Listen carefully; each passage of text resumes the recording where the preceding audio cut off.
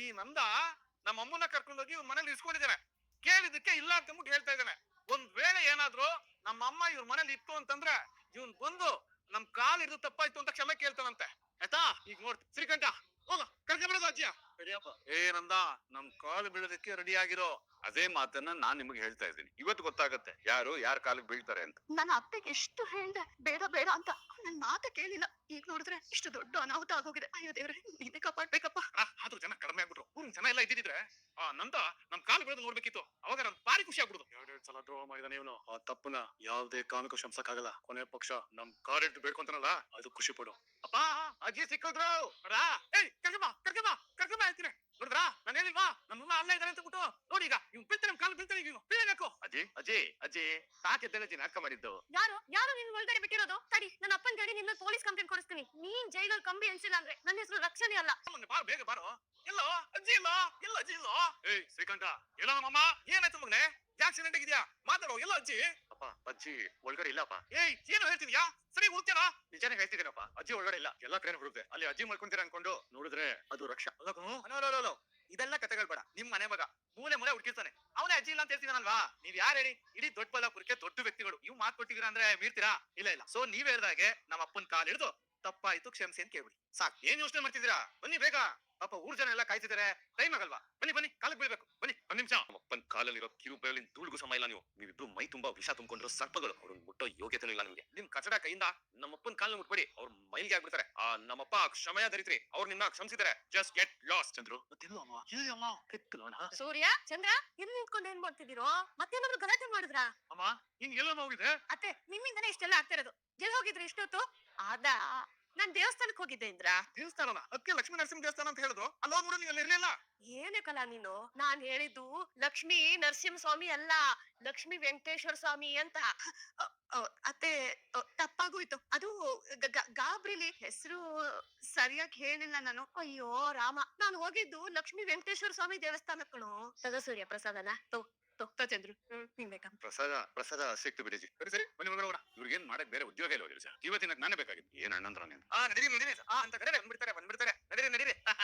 ಅಮ್ಮ ಹೆಂಗೆ ಈ ಸಲ ಬರೀ ನಾನು ಒಬ್ನೇ ಅಲ್ಲ, ನನ್ ಜೊತೆ ಮನೆಯವ್ರು ಎಲ್ರು ಪಾಸು. ಟ್ರೈನೇ ನಮ್ ಟ್ರ್ಯಾಕ್ ಮೇಲೆ ಹೋಗುತ್ತೆ ಅನ್ಕೊಂಡ್ರೆ ಟ್ರೈನ್ ಟ್ರ್ಯಾಕ್ ಚೇಂಜ್ ಆಗಿ ಬೇರೆ ಟ್ರ್ಯಾಕ್ ಹೊರಟೋಗಿದೆ. ಅಯ್ಯೋ ದೇವ್ರೆ, ನನಗಂತೂ ಹೋದ ಜೀವ ಬಂದಾದಾಯ್ತು. ಶ್ರೀಕಂಠು ಮನೆ ಒಳಗಡೆ ಹೋದಾಗ ಎಲ್ಲ ಅಮ್ಮ ಸಿಕ್ಕಾಕೋತಾರೋ, ನಮ್ ಕತೆ ಎಲ್ಲ ಮುಗಿತು ಅನ್ಕೊಂಡೆ. ಸದ್ಯ ಅಮ್ಮ ಸಿಗ್ಲಿಲ್ಲ. ಹೌದು, ಅಮ್ಮ ಎಲ್ಲ ಹೋದ್ರು? ಈ ಕಡೆ ಎಲ್ಲಿಂದನೋ ದೇವಸ್ಥಾನದಿಂದ ಬಂದ್ರು. ಅದೆಲ್ಲ ಆಗಿದ್ದು ಮಲ್ಲಬಣ್ಣಿಂದ. ಈಗ ಇಲ್ಲಿಗೆ ಸುಮ್ಮನೆ ಇಷ್ಟ ಆಯ್ತು. ಹೌದು ಕಣೋ, ಇವತ್ತೇನಾದ್ರೂ ಅಮ್ಮ ಸಿಕ್ಕಾಕೊಂಡಿದ್ರೆ ಏನಾಗ್ತಿತ್ತೇನೋ ಗೊತ್ತಿಲ್ಲ. ಆದ್ರೆ ನಿಮ್ಮಪ್ಪನ್ ಮಾತ್ರ ಅವ್ರ ಮುಂದೆ ತುಂಬಾ ಅವಮಾನ ಆಗಿರೋದು ಕಣ್ರೋ. ಹೌದು ವಲ್ಲಭ, ಇವತ್ತು ಮಾವಿನ ಮರ್ಯಾದೆ ಉಳಿಸಿದ್ದು ನೀನೇ ಕಾಣೋ. ನಾವೆಲ್ಲರೂ ಎಲ್ಲಿ ಸಿಕ್ಕಾಕೊಂತೀವೋ ಅನ್ನೋದಕ್ಕಿಂತ ಮುಖ್ಯವಾಗಿ ಅಪ್ಪ ಎಲ್ಲಿ ಸೂರ್ಯಕಾಂತ್ ಚಂದ್ರಕಾಂತ್ ಕಾಲು ಬೀಳ್ತಾರೋ ಅಂತ ನನಗೆ ಭಯ ಆಗಿತ್ತು. ಸದ್ಯ ಅದಾಗ್ಲಿಲ್ವಲ್ಲ, ಅದೇ ಖುಷಿ. ನಮ್ಮ ಮನೆ ಭಯ ಏನಾದ್ರು ಮಾಡ್ತೀನಿ ಅಂತ ನಂಗೆ ಗೊತ್ತಿತ್ತು. ಅದಕ್ಕೆ ನಾನು ಧೈರ್ಯವಾಗಿ ನಿಂತಿದ್ದೆ. ಆದ್ರೂ ನಮ್ಮ ಅಣ್ಣಂದ್ರ ನೋಡಿದ್ರೆ ನಾನು ಎಂತ ಪೆಣ್ ನನ್ಗೆ ಅಂತ ಅನಿಸ್ತಾ ಇದ್ದೀನಿ. ಆ ಸೂರ್ಯಕಾಂತ್ ಚಂದ್ರಕಾಂತ್ಗೆ ಮಾಡಕ್ ಬೇರೆ ಕೆಲಸನೇ ಇಲ್ಲ. ಅವ್ರ ಅಮ್ಮ ಮನೇಲಿ ಕಾಣ್ಲಿಲ್ಲ ಅಂದ್ರೆ ಅವ್ರು ಎಲ್ಲಿ ಹೋಗಿದ್ದಾರೆ ಅಂತ ಹುಡುಕ್ಬೇಕು, ನೋಡ್ಬೇಕು. ಅದನ್ನ ಬಿಟ್ಬಿಟ್ಟು ನಮ್ಮ ಹತ್ರ ಬಂದು ನಿಮ್ಮಲ್ಲಿದ್ದಾರೆ ಅಂದ್ರೆ ಏನ್ ಅರ್ಥ ಇದು ಗಿರಿಜಾ? ದಿನ ಏನಾರು ನೆವ ಹುಡ್ಕೊಂಡು ನಮ್ಮ ಹತ್ರ ಜಗಳ ಕಾಯ್ತಾನೆ ಇರ್ತಾರೆ. ಅದು ಯಾವಾಗ ಮುಗಿಯುತ್ತೋ ಈ ಅತಿರೇಕಗಳು ಒಂದು ಅರ್ಥ ಆಗೋದಿಲ್ಲ. ನೀವು ಅವ್ರ ಬಗ್ಗೆ ಯಾಕೆ ತಲೆಗೆಸ್ಕೊತೀರಾ? ನಮ್ಮ ಅಣ್ಣಂದ್ರ ಕತೆ ಗೊತ್ತಲ್ವಾ? ಅವ್ರದೊಂಥರ ಕ್ವಾಟ್ಲಿ ಹೆಂಗಂತಂದ್ರೆ ಆಂಜನೇಯನ್ ಬಾಲ ಇದ್ದಂಗೆ. ನೀವು ಕಟ್ ಮಾಡ್ತಾ ಇದ್ರೆ ಅದು ಬೀಳ್ತಾನೆ ಇರ್ತದೆ. ಅಪ್ಪ, ಒಂದ್ ವೇಳೆ ಅಜ್ಜಿ ನಮ್ಮ ಮನೆ ಒಳಗೆ ಬಂದೇ ಬಿಟ್ಟಿದ್ರು ಅನ್ಕೊಳ್ಳಿ, ನಿಮ್ ರಿಯಾಕ್ಷನ್ ಹೇಗಿರ್ತಿತ್ತು? ಏನೇ ಮಾತಾಡ್ತಾ ಇದೆಯಾ? ಏ ರಕ್ಷಾ, ಏನ್ ಮಾತಾಡ್ತಾ ಇದೆಯೇ? ಹಾಗೆಲ್ಲ ಯಾಕೆ ಆಗತ್ತೆ? ಅಜ್ಜಿ ಯಾಕೆ ನಮ್ಮ ಮನೆಗೆ ಬರ್ತಾರೆ? ಅಲ್ವೇ? ಅದು ಅಲ್ದೆ ಅಮ್ಮ ಅಲ್ಲ, ನಮ್ ಜೊತೆ ಮಾತಾಡಿ 31 ವರ್ಷ ಆಯ್ತು. ಈಗ ಯಾಕೆ ಬಂದ್ ಮಾತಾಡಕ್ ಹೋಗ್ತಾರೆ? ಹೌದು, ಅಮ್ಮ ಅಜ್ಜಿ ನೋಡಕ್ ಹೋದಾಗ ಅಜ್ಜಿ ಮಾತೇ ಆಡ್ಲಿಲ್ಲ, ಬೆಬ್ಬ ಅಂತಿದ್ರು. ಇನ್ನು ಮನೆಗೆ ಹೇಗ್ ಬರ್ತಾರೆ? ಹೌದು. ಅಂತದ್ರಲ್ಲಿ ಅಮ್ಮ ಯಾಕೆ ನಮ್ ಮನೆಗ್ ಬರ್ತಾರೆ? ಅದೇನ್ ಪ್ರಶ್ನೆ ಕೇಳ್ತೀಯೇನೋ? ಇರ್ಲಿ ಬಿಡು ಗಿರಿಜಾ, ಅವಳೇನ್ ಕೇಳ್ಬಾರದನ್ ಕೇಳಿಲ್ವಲ್ಲ. ಒಂದ್ ವೇಳೆ ರಕ್ಷಾ ಹೇಳ್ದಾಗೆ ಅಜ್ಜಿ ನಮ್ಮ ಮನೇಲಿ ಇದ್ದಿದ್ರೆ, ಶ್ರೀಕಂಠ ಮನೇಲಿ ಬಂದು ಹುಡುಕ್ದಾಗ ಅವ್ರು ಸಿಕ್ಕಿದಿದ್ರೆ ನಾನು ಮನೆ ಬಿಟ್ಟು ಹೋಗ್ತಾ ಇದ್ದೆ. ಈಗ ಯಾಕ್ರಿ ಮನೆ ಬಿಟ್ಟು ಹೋಗೋ ಮಾತು? ಹಾಗೆಲ್ಲ ಏನ್ ಆಗ್ಲಿಲ್ವಲ್ಲ? ಹೌದು ಗಿರಿ, ಒಂದ್ ವೇಳೆ ನಿಮ್ಮಮ್ಮ ಮನೆಗ್ ಬಂದಿದ್ದಿದ್ರೆ ನಿಮ್ಗೆ ಈ ವಿಚಾರ ಗೊತ್ತಿರ್ತಿತ್ತು. ಅಂದ್ರೆ ನೀವೆಲ್ಲ ಮನೇಲಿ ಈ ವಿಚಾರದಲ್ಲಿ ಭಾಗಿಯಾಗಿರ್ತಿದ್ರಿ. ಸೂರ್ಯಕಾಂತ್ ಚಂದ್ರಕಾಂತ್ ನನ್ನನ್ನು ಕೇಳಿದಾಗ ನೀವೆಲ್ಲ ಇಲ್ಲ ಅಂತ ವಾದ ಮಾಡಿ ಶ್ರೀಕಂಠ ಮನೇಲಿ ಬಂದು ಅಜ್ಜಿನ ಹುಡುಕಿದ್ದಾಗ ಅವ್ರು ಸಿಕ್ಕಿದಿದ್ರೆ ಊರವ್ರ ಮುಂದೆ ನನ್ ಮರ್ಯಾದೆ ಹೋಗ್ತಿತ್ತು ತಾನೆ. ಊರವ್ರ ಮುಂದೆ ನಾನು ಅವ್ರ ಕಾಲ್ ಹಿಡಿಬೇಕಾಗಿತ್ತು. ನನ್ಗೆ ಅವಮಾನ ಆಗ್ತಾ ಇತ್ತು. ನಿಮ್ಗೆಲ್ಲ ಬೈದು ನಾನ್ ನಿಮ್ಮನ್ನ ಹೊರಗಡೆ ಹಾಕೋದಕ್ಕಿಂತ ನನಗ್ ನಾನೇ ಶಿಕ್ಷೆ ಕೊಡ್ಕೊತಾ ಇದ್ದೆ. ನಾನೇ ಮನೆ ಬಿಟ್ಟು ಹೋಗ್ತಾ ಇದ್ದೆ. ಈಗ ಯಾಕ್ರಿ ಮನೆ ಬಿಟ್ಟು ಹೋಗೋ ಮಾತು? ಹಾಗೆಲ್ಲ ಏನ್ ಆಗ್ಲಿಲ್ವಲ್ಲ? ಆಗೋದಿಲ್ಲ ಅಂತ ಗೊತ್ತು ಗಿರಿಜಾ, ಯಾಕಂದ್ರೆ ನಮ್ಮ ಮನೆಯವ್ರು ಯಾರು ನನ್ ಮೋಸ ಮಾಡಲ್ಲ ಅಂತ ಗೊತ್ತು. ನೋಡಿದ್ರ ನಿಮ್ಮಪ್ಪ ಹೇಗ್ ಮಾತಾಡ್ ಹೋಗ್ತಾರೆ? ಇಲ್ಲಿ ನೋಡಿ, ಇನ್ಮೇಲೆ ನಿಮ್ಮ ಅಪ್ಪನ ಹತ್ರ ಯಾವ ವಿಷಯನೂ ಮುಚ್ಚಿಡೋದೇ ಬೇಡ. ಇರೋದನ್ನ ಇದ್ದ ಹಾಗೆ ಅವ್ರ ಹತ್ರ ಹೇಳ್ಬಿಡೋಣ. ಓಕೆ ಓಕೆ ಓಕೆ ಅಕ್ಕಯ್ಯ, ಹಾಗೆ ಮಾಡೋಣ. ಆದ್ರೂ ಈ ರೈಲು ಅನಾಹುತ ಆಗೋದನ್ನ ತಪ್ಪಿಸಿ ಟ್ರ್ಯಾಕ್ ಚೇಂಜ್ ಮಾಡುತ್ತೆ ಮಣಿಮಯ್ಯ. ಕ್ರೆಡಿಟ್ ಅಲ್ಲ ಮಣಿಮಯ್ಯ ಹೋಗ್ಬೇಕು. ಹೌದು, ಶ್ರೀಕಂಠ ಬಂದು ಅಜ್ಜಿನ ಮನೆ ಒಳಗಡೆ ಎಲ್ಲ ಹುಡ್ಕೋ ಸಮಯಕ್ಕೆ ನೀನ್ ಸರಿಯಾಗಿ ಬಂದು ಅವ್ರನ್ನ ಹಿತ್ಲಿಂದ ಕರ್ಕೊಂಡು ಹೋದಿಲ್ಲ, ತುಂಬಾ ಒಳ್ಳೇದಾಯ್ತು ಕಣ. ಅದೇ ಮುಗಿದಿದ್ರೆ ಸೂರ್ಯಕಾಂತ್ ಚಂದ್ರಕಾಂತ್ ಕಾಲು ಬೀಳೋದನ್ನ ನನ್ನಲ್ಲಿ ನೋಡಕ್ ಆಗ್ತಿರಲಿಲ್ಲ ಕಣ. ಅಣ್ಣ, ಅಪ್ಪ ತಲೆ ತಗ್ಸೋದು ತಲೆ ಬಾಗೋದು ನನಗೂ ಇಷ್ಟ ಇಲ್ಲ. ಅದಕ್ಕೆ ಅವಕಾಶ ನನಗೆ ಯಾವತ್ತೂ ಮಾಡ್ಕೊಡು. ಇವಪ್ಪ ಯಾಕೆ ಒಳ್ಳೆ ಹಸಿ ಮೆಣಸಿನ್ಕಾಯಿ ತಿಂದೋರಂಗ್ ಆಡ್ತಾ ಇದ್ದಾನೆ. ದೊಡ್ಡಪ್ಪ ಕೋಪ ಕಂಟ್ರೋಲ್ ಮಾಡ್ಕೊಳ್ಳಿ ದೊಡ್ಡಪ್ಪ. ಅಣ್ಣ, ಸಮಾಧಾನ ಮಾಡ್ಕೊಳ್ಳೋಣ. ಹೇಗ್ ಸಮಾಧಾನ ಮಾಡ್ಕೊಳ್ಳಿ ಚಂದ್ರು, ಹೇಗ್ ಸಮಾಧಾನ ಮಾಡ್ಕೊಳ್ಳಿ? ಇವತ್ತಮ್ಮ ಎಲ್ಲಿ ಹುಡುಕೋದು ಸಿಗ್ಲಿಲ್ಲ. ಇಂದ್ರ ಹೇಳ್ದಂಗೆ ಎದುರುಗಡೆ ಮನೇಲಿ ಇದ್ದಾಳೆ ಅಂತ ನಾನು ಕನ್ಫರ್ಮ್ ಮಾಡ್ಕೊಂಡೆ. ಅದು ಅಮ್ಮ ಸಿಗ್ತಾಳೆ, ನಾನು ಆ ನಂದನ್ ಮನೆಯಲ್ಲಿ ತೆಗಿಬಹುದು. ಊರ್ ಜನರ ಮುಂದೆ ನನ್ನ ಕಾಲ್ ಹಿಡಿದು ಕ್ಷಮೆ ಕೇಳ್ತಾನೆ ಅನ್ಕೊಂಡೆ. ಆಗ ನಂದ ನನ್ನ ಸಮಾನನಲ್ಲ, ಅವ್ನ್ ಯಾವತ್ತಿದ್ರು ನನ್ನ ಕಾಲ್ ತೆರಡೆ ಅಂತ ಸಾಬೀತ್ ಮಾಡೋಣ ಅಂತ ಅನ್ಕೊಂಡಿದ್ದೆ.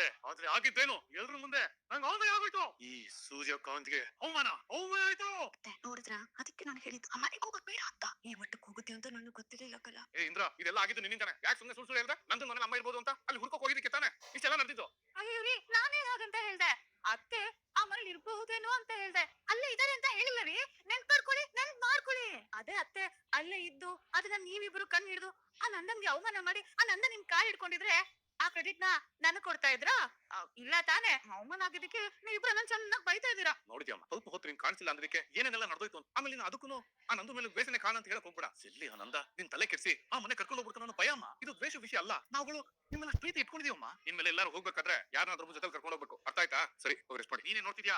ನೀನು ಹೋಗ್ಬೇಡ. ಕಾಟ್ ಪಾಪ, ಹಾ ಕಾಟ್ ಪಾಪ, ಹಾ ಕಾಟ್ ಪಾಪ.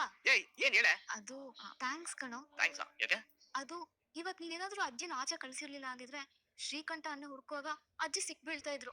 ಅವ ಪಾಪ ಮಾವ ಅಪ್ಪ ಚಿಕ್ಕಪ್ಪನ ಕಾಲಿಗೆ ಬಿದ್ದು ಕ್ಷಮೆ ಕೇಳ್ಬೇಕಾಗ್ಬಿಡ್ತಿತ್ತು. ಅವಾಗ ಊರವ್ರ ಮುಂದೆ ಅವ್ರಿಗೆ ಅವಮಾನ ಆಗಿ ಮನೆ ಬಿಟ್ಟು ಹೋಗ್ತಾ ಇದ್ರು. ಅವ್ರ ಮನೆ ಒಳಗ್ ಬಂದು ಇದನ್ನ ಹೇಳಿದ್ರಲ್ಲ, ನಂಗೆ ಎಷ್ಟು ಹೊಟ್ಟೆ ಹೊಡೆದೋಯ್ತು ಗೊತ್ತಾ. ಈ ತರ ಎಲ್ಲ ಆಗಿದ್ರೆ ಏನ್ ಗತಿ ಅಂತ ಎಷ್ಟು ಭಯ ಆಯ್ತು ಗೊತ್ತಾ. ಆದ್ರೆ ನೀನ್ ಇದಕ್ಕೆಲ್ಲ ಚಾನ್ಸೇ ಗೊತ್ತಿಲ್ಲ. ಸಿನಿಮಾದಲ್ಲಿ ಬರೋ ಹೀರೋ ತರ ಬೇಗ ಪ್ಲಾನ್ ಮಾಡಿ ಅಜ್ಜಿನ ಮನೆಯಿಂದ ಆಚೆ ಕಳ್ಸಿಬಿಟ್ಟೆ. ಸೂಪರ್ ಕಣೋ ನೀನು. ಮತ್ತೆ ನಾವಂದ್ರೆ ಸುಮ್ನೆನಾ? ನಿನ್ನ ಕಾಂಜಿ ಪಿಂಜಿ ಅನ್ಕೊಂಡಿದ್ದೆ, ಆದ್ರೆ ನೀನು ಕಾಂಜಿ ಪಿಂಜಿ ಅಲ್ಲ. ನಿಮ್ ರೇಂಜೇ ಬೇರೆ. ನೀನು ಭೂಮಿ ಮೇಲೆ ಓಡಾಡೋ ಶೈನಿಂಗ್ ಸ್ಟಾರು. ಒಳ್ಳೆ ಹಾರ್ಟ್ ಇರೋ, ಒಳ್ಳೆ ಮನ್ಸಿರೋ, 24 ಕ್ಯಾರೆಟ್ ಗೋಲ್ಡ್, ಮೃದು ಸ್ವಭಾವದ ಡೈಮಂಡ್. ಕಾಡ್ಪಪ್ಪ, ನೀನ್ ಒಂಥರ ಮನುಷ್ಯನ ರೂಪದಲ್ಲಿರೋ ರಿಯಲ್ ಗಾಡ್ ಕಣೋ ಕಾಡ್ಪಪ್ಪ. ಯಾಕೋ ಕೂತಿದ್ಯಾ? ಏಯ್, ಅಷ್ಟೊಂದಲ್ಲ ಹೋಗ್ಬೇಡ ಕಣೆ. ನನಗೆ ನಾಚಿಕೆ ಆಗುತ್ತೆ, ಭಯ ಆಗುತ್ತೆ, ಬೇಜಾರಾಗುತ್ತೆ, ಮುಜುಗರ ಆಗುತ್ತೆ. ಇದು ಹೊಗಳಿಕೆ ಅಲ್ಲ ಕಣೋ, ನಾನ್ ನಿಜಾನೇ ಹೇಳ್ತಾ ಇದೀನಿ. ಸುಮ್ನೆ ಬಕೆಟ್ ಹಿಡಿತೀನಿ ಅಂತೆಲ್ಲ ಅನ್ಕೊಂಬೇಡ. ಬಕೆಟ್ ಹಿಡಿತಿದ್ಯೋ ಹಂಡೆನೆ ಹಿಡಿತಿದ್ಯೋ ನನಗೆ ಗೊತ್ತಿಲ್ಲ. ನೀನ್ ಏನಾದ್ರೂ ಅನ್ಕೊಳ್ಳೋ ಕಾಡ್ಪಾಪ, ನಾನ್ ನಿಜಾನೇ ಹೇಳ್ತಾ ಇರೋದು. ಈ ಮನೆಯಲ್ಲಿ ಯಾರಿಗೆ ಏನೇ ಪ್ರಾಬ್ಲಮ್ ಆದ್ರೂ ನೀನ್ ಅವ್ರ ಜೊತೆ ನಿಂತ್ಕೊಳ್ತೀಯ. ಅದೇ ಸಿನಿಮಾದಲ್ಲಿ ಹೀರೋ ಇರ್ತಾರಲ್ವಾ, ಎಲ್ಲಾರ್ ಪ್ರಾಬ್ಲಮ್ನು ಸಾಲ್ವ್ ಮಾಡ್ತಾರೆ. ಆತರ ಗ್ರೇಟ್ ಕಣೋ ನೀನು. ಏನ್ ಗೊತ್ತಾ ಕಾಡ್ಪಾಪ, ಒಂದೊಂದ್ಸಲಿ ನೀನು ನೋಡಿದ್ರೆ ನಂಗೆ ಏನ್ ಅನ್ಸುತ್ತೆ ಗೊತ್ತಾ? ಸ್ಟಾಪ್. ಯಾಕೋ ನಾನ್ ಹೇಳದ್ನ ಕೇಳಿಸ್ಕೊ, ನೀನು ಫುಲ್ ಖುಷಿ ಆಗ್ಬಿಡ್ತೀಯ. ಅಮ್ಮ ತಾಯಿ, ನಿನ್ನ ಕೈ ಮುಗಿತೀನಿ. 7 ಜನ್ಮಕ್ಕೂ ನೀನೇ ನನ್ ಗಂಡಾಗ್ಬೇಕು ಅಂತ ಮಾತ್ರ ಹೇಳ್ಬೇಡ ಕಣಮ್ಮ. ಅಶ್ವಿನಿ ದೇವತೆಗಳು ಅಷ್ಟು ಅಂತ ಅಂದ್ಬಿಟ್ರೆ ಈ ಜನ್ಮದಲ್ಲೇ ಇದನ್ನ ಮೇಂಟೈನ್ ಮಾಡಕ್ಕಾಗ್ತಾ ಇಲ್ಲ. ಇನ್ನು 6 ಜನ್ಮ ಇದೆ. ಬಡ ನನ್ಗೆ ಇದನ್ನೆಲ್ಲ ನೆನ್ಸ್ಕೊಂಡ್ರೆ ಭಯ ಆಗ್ತಿದೆ, ದಾಹ ಆಗ್ತಿದೆ. ನಾನು ನೀರ್ ಕೊಡ್ಕೊಂಡ್ ಬರ್ತೀನಿ. I need some water. ನಾನ್ ಅದನ್ನೇ ಅನ್ಕೊಂಡೆ, 7 ಜನ್ಮಕ್ಕೂ ನೀನೇ ನನ್ ಗಂಡ ಆಗ್ಬೇಕು ಅಂತ. ಅಮ್ಮ, ನಾನು ಅವತ್ತಿಂದನೂ ಕೇಳ್ತಾನೇ ಇದ್ದೀನಿ, ನಿಂಗೆ ವಲ್ಲಭನ್ ಬಗ್ಗೆ ಇಷ್ಟು ಪ್ರೀತಿ ಇಲ್ವಾ? ನಂಗೆ ಕಾಡ್ ಪಾಪ ಮೇಲೆ ಯಾವ ಪ್ರೀತಿನೂ ಇಲ್ಲ, ಗೀತಿನೂ ಇಲ್ಲ. 1 ರಿಂದ 10 ಎಣಿಸ್ತೀನಿ. ಅದ್ರೊಳಗೆ ವಲ್ಲಭ ಏನಾದ್ರು ಬಂದ್ರೆ ನಿನ್ಗೆ ವಲ್ಲಭನ್ ಮೇಲೆ ಪ್ರೀತಿ ಇದೆ ಅಂತ ಎಣ್ಸಿ. 1 2